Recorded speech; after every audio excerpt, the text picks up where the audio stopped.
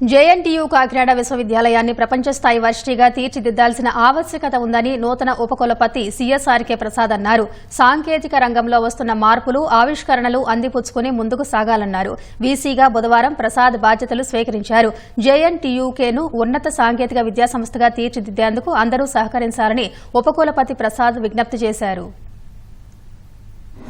నేను ఈ యూనివర్సిటీకి వైస్ ఛాన్సలర్గా రావటం అనేది నా అదృష్టంగా భావిస్తున్నాను.